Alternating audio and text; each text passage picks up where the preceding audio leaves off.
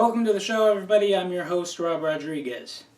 Now, petitions, if you aren't familiar, they're these sign-up sheets where if you get enough signatures, something can be made possible. It's kind of like Kickstarter, only you're only paying with your name.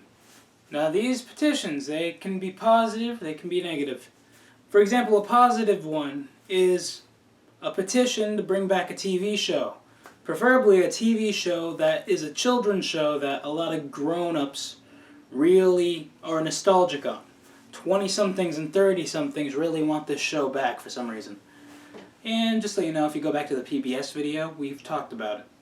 Let's rewind back to 1990. This movie, Teenage Mutant Ninja Turtles. When parents saw this with their children, they were really upset because of all the weapons. So you know what they did in the second movie?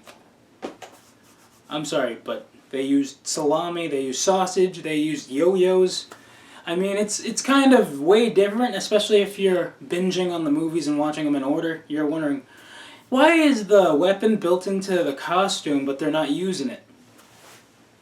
And if you haven't seen it yet, this is a little bit of a belated spoiler alert. There is such a thing as an online petition, you know, but usually they're based on a decision a TV show made.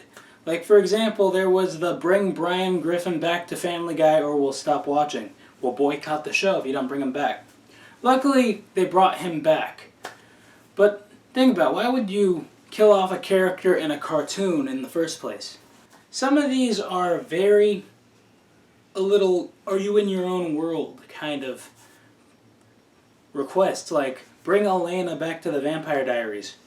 Yeah, I sort of made a mistake by referencing it, so I'm going to be very careful with what I say here. Well, as much as I'd love to continue talking about things people sign up for, I'm going to need a minute.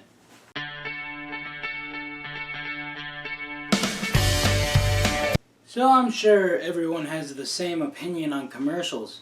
They're very disruptive, they interrupted what you were watching, and then the clueless people are like, why'd the screen fade to black? Oh, hey Flo. And then you got the phone commercials. Then following that phone commercial, you usually have an insurance commercial.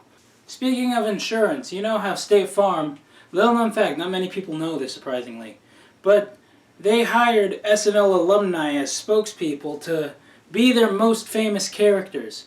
Like so far you've had the Making Copies guy, then you have Hans and Franz, and currently we have the Coneheads.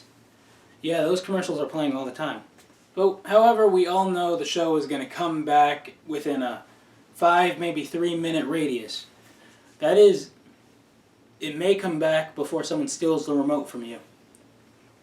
Well, it's the 35th episode. That's pretty awesome. Now, we have to wrap it up, sadly, because, you know, it's only a 5-minute show. Sometimes we go a little over, but not in this universe. Well, anyway, that's the show for you. Until next time, see ya.